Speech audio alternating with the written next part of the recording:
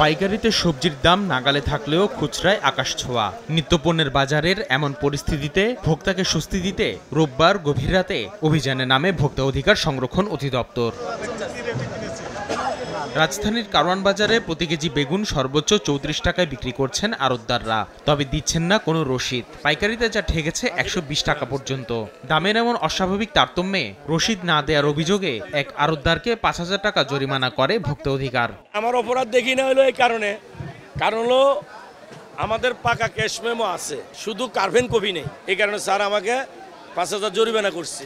এদিকে trade licence ছাড়াই ২ দশকের বেশি সময় ধরে ব্যবসা করে আসছেন এক ব্যবসায়ী, তাকেও দেয়া হয় অর্থদণ্ড। কাঁচামালের ব্যবসা ট্রেড লাইসেন্স অধিকাংশ লোকেরই নেই, তারা অনভিজ্ঞ, এরা এই বিষয়ে জানা নেই, তারা ট্রেড লাইসেন্স করে নেই। ভোক্তার কর্মকর্তা বলেন, নির্ভরযোগ্য রসিদ ব্যবহার না করার সুযোগ নিচ্ছেন খুচরা ব্যবসায়ীরা, পণ্য বিক্রি করছেন মন গড়া দামে। আড়তদাররা পাকা ক্যাশ মেমো দিচ্ছেন না খুচরা বিক্রেতার কাছে। পাকা ক্যাশ মেমো না দেওয়ার কারণে খুচরা বিক্রেতা ইচ্ছেমতো দাম বাড়িয়ে দিচ্ছেন, এবং তাদের কাছে যখন আমরা দিনে যাচ্ছি মনিটরিংয়ে, ওনারা বলছেন যে বিভিন্ন রেট, অর্থাৎ সর্বোচ্চ রেটে তারা কিনেছেন। রসিদের স্বচ্ছতা নিশ্চিত করতে পারলে খুচরা ব্যবসায়ীদের নিয়ন্ত্রণ করা সম্ভব হবে বলে মনে করেন ভোক্তার এই কর্মকর্তা। বিক্রেতার কাছে, আড়তদারের কাছ থেকে পাকা ক্যাশ মেমো চেয়ে নেবেন। আসিফ মোহাম্মদ সিয়াম, সময় সংবাদ, ঢাকা।